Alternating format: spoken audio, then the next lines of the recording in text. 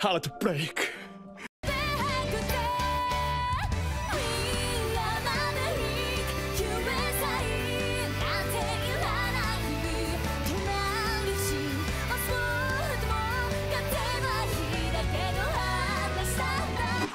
Aldnoah X a Salem for life. Now, I know I was just looking at that scene like, uh-oh, Slaine's jelly. Slaine's gonna get jelly. Just like, if he had ever seen that, he would have been like, oh, get off. Get the fuck off. At least I would have been. But, ah, man, Aldnoah.Zero, that ending. Ooh, some people call it a cliffhanger. It's not really a cliffhanger because they do kind of explain to you what happened. In short, Sazabam kind of just manipulated everything. He knew that they were going to get to like the the not United Nations, but where they met up. He knew they were going to try to talk to them from Russia, and because of that, he blocked off the interference to every place except him. So he's technically the only person who has seen the broadcast of Salem saying that she's fine and that they should end the war. No one else actually knows what's going on. And the fact that he manipulated it to an extent like that is just like, whoa. He's been planning this steps way ahead, and it shows how smart he is. He's emotional. The reason he's doing this is very emotional. It doesn't make really a lot of sense because you're punishing people that had nothing to do with Orlane's death, which I'll get to in just a second. But the fact that he's planned all of this out before it's ever happened is like, whoa. Oh my gosh, it's a surprise that they already haven't beat the Terrans, because without Aldnoah, I think they would be done. Definitely they would be done.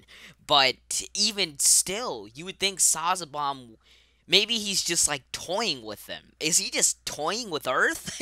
Could he have killed them a long time ago? I mean, it's just something like to take consideration of. But in short, Sazabam, my god, he sees everything. It's almost as if he's planned this all out. Now his reasoning behind it, Orlane. Now that we actually get a flashback of like what happened to Orlane, can I just say that explosion was holy shit. A1 Pictures. You know what to do with explosions. First it was SAO, now it's Aldnoah. Both come out the same episode. Now I have a feeling this week is just going to be the week of explosions. Last week was the week of cliffhangers. Now it's just going to be the week of explosions. God, it's just like they're setting trends. But Orlane dies in an explosion because she can't get out with like her anti-gravity.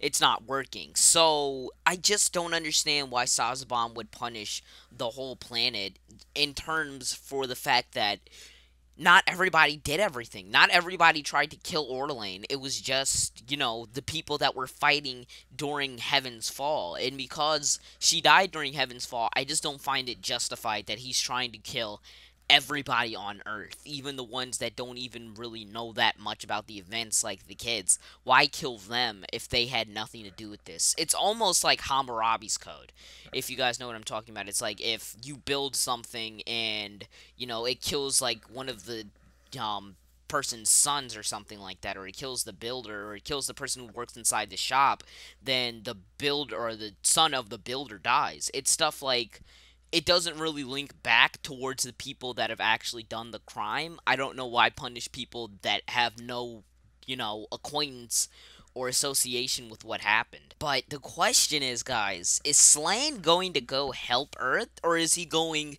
to, just go blow it up? Because that Cataphragm we saw is capable. We've seen, like, oh my gosh, its size looks, oh, it's gigantic. I feel as if that could alone, like, sweep the entire Terrans. And the question is, how is Slaine going to use it? Is he going to go down and is he going to help Earth maybe during the last episode or at the end of the next episode? Or is it like he's just going to go down and help them from the beginning as Sazabam, starts doing what he's going to do? That's the real question. Is Slaine going to help or destroy Earth? Because I think he knows, and he knows for a fact Salem is alive. I think he's still conflicted on if they're exploiting her. He knows that they're not dead, that she's not dead. So is he really still going to try to kill everybody and have Salem turn against him possibly? Or does he not know how Salem's going to think this will turn out, even though he knows that she's a peacemaker? Now, Riot, man.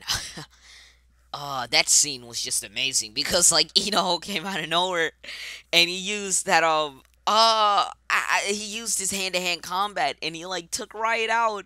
Like, she was about to shoot herself and he took the gun and he, like, flipped her over. I was like, oh my god, that animation!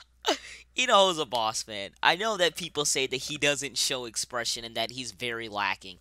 But here's how I can explain this. How can you like Akame, but you can't like Inoho? Because Akame's got way less development than Inoho has gotten. Inoho has a lot more development.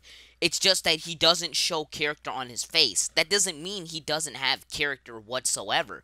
Aldnoa takes a more serious approach. So you have to understand, you know, he's in the middle of a war. He can't just necessarily just start laughing, crying, smiling, and give you, like, this happy, you know, this mixed feeling, like everybody wants the show to be. It can't just switch between, like how Akame's trying to do it, like, here's happy, your friends die, I'm happy, here's boobs. It just doesn't work like that, and you can't make Aldnoa go like that, so I don't know why so many people complain about Inoho's character, because I think the way they handled it is very, very nice. I actually like the fact that he doesn't show expression on his face, because it keeps the story to one tone, the serious tone. Last thing I want to talk about is another reason why, apparently, the Orbital Knights in the first place wanted to go to war.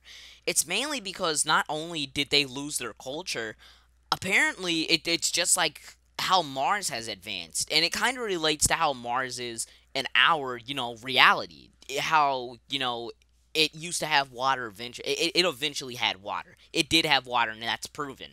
But the water's gone. And the reason for that really is not very known. It's just become like a wasteland. And I think that's one thing that Sazbom is jealous of, and a whole reason why the Orbital Knights wanted to go to war. In short, they're jealous of Earth. Like I said last week, they're just jealous. And it's almost as if, like, they're just destroying Earth so they have nothing better than them, rather than trying to conquer Earth. So, anyways, thank you guys for watching. If you guys did enjoy, please leave a like, comment. I gotta get to SATO 2 reviews, and I will see you guys in one take. You guys know how it works. I will see you guys in the next video. Deuces. Amore!